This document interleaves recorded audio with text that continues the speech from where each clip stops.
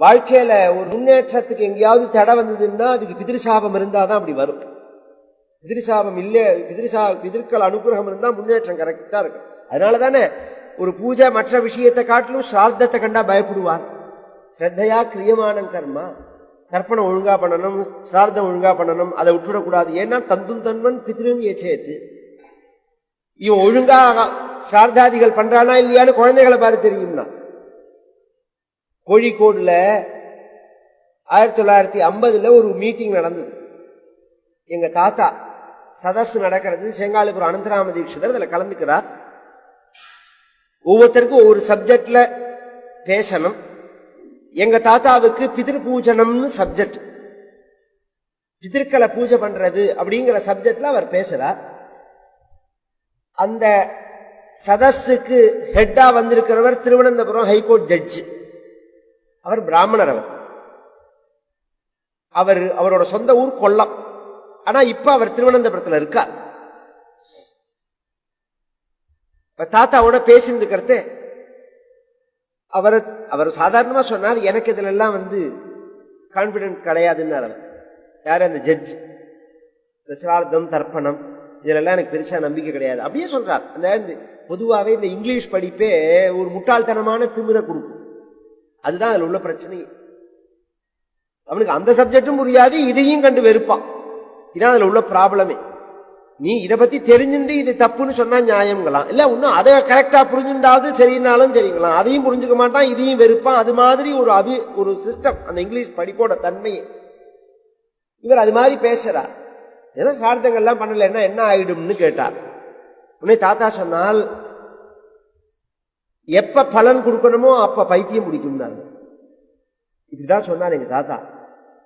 உடனே ஹோன்னு அழ ஆரம்பிச்சுட்டார் மேடையிலேயே. அவர் தாத்தா கேட்கிறார், வேற யாரோ பேசிட்டு இருக்கா அந்த சமயத்துல. என்னன்னு கேட்டார். எனக்கு ஒரு புள்ள ஒரு பொண்ணு. பொண்ணுக்கு கல்யாணம் பண்ணின, பொண்ணு ஓரளவு படிச்சிருக்கா, புள்ள கலெக்டருக்கு படிச்சிருக்கா. பொண்ணுக்கு கல்யாணம் பண்ணி நிச்சயம் பண்ணி கல்யாணம் மண்டபங்கள்லாம் ஏற்பாடு பண்ணி கல்யாணம் பண்ண வேண்டியதுக்கு 2 நாள் முன்னாடி சித்தப்பிரமம் வந்துடுது, பைத்தியம் முடிச்சுது. புள்ள IASல பாஸ் பண்ணி ஆர்டர் ஜாயின் பண்ண போற சமயத்துல அவனுக்கும் புத்தி சுவாதீனம் இல்லாம போயிடுது.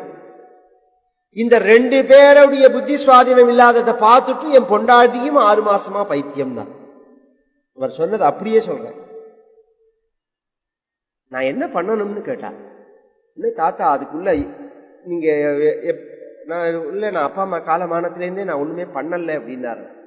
இன்னும் சில ப்ராப்ளங்கள்லாம் சொல்லி அதுக்கெல்லாம் கிளியர் பண்றது, அதுதான் அதுல உள்ள ப்ராப்ளம். அதுலயும் ஒரு ப்ராப்ளம் என்ன, இன்னைக்கு திலஹோமம் பண்றேங்கிறா, தீர்த்த சிரார்த்தம் பண்றேங்கிறா, எல்லாம் அதுக்குள்ள பரிகாரம் தான். அது கரெக்டா நடக்கிறதாங்கிறது தான் கேள்வியே.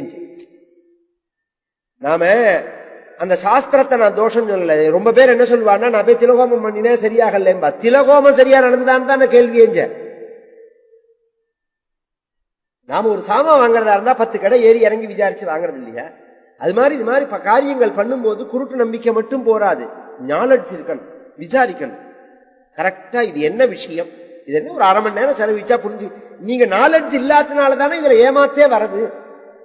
ஒரு விஷயத்தை பேசிக்கா உள்ளதா நீங்க தெரிஞ்சுட்டேன்னாதான் ஏமாத்தாம இருப்பா. ஒரு சாமான வாங்கறதே அதை பத்தி தெரிஞ்சுக்கிறோமோ. நம்ம ஒரு காய் வாங்கினா கூட அது முத்தின காயா, பிஞ்சு காயா, வாடின காயா, நல்ல காயான்னு பாக்கிறோமோ. ஒரு காரியங்கள் பண்றதே அதை பத்தின நாலெட்ஜ் இருந்தாதானே நல்லபடியா பண்ண முடியும். நிறைய கரெக்டானபடி பண்ணினா எதுக்குமே இன்னைக்கு 2021 பலன் உண்டு, இல்லைன்னு சொல்லிடவே முடியாது. அதெல்லாம் ஒழுங்கா தாத்தா சொன்னபடி அவர் பண்ணினார். கரெக்டா கிளியர் ஆகி 3 வருஷத்துல எல்லாம் பழைய பாதைக்கு வந்துடுது. எதுக்கு சொல்றேன்னா, அது அந்த பிதற்களை மட்டும் சரியா நாம பூஜிக்கலன்னா வம்சத்தை பாதிக்கும். அது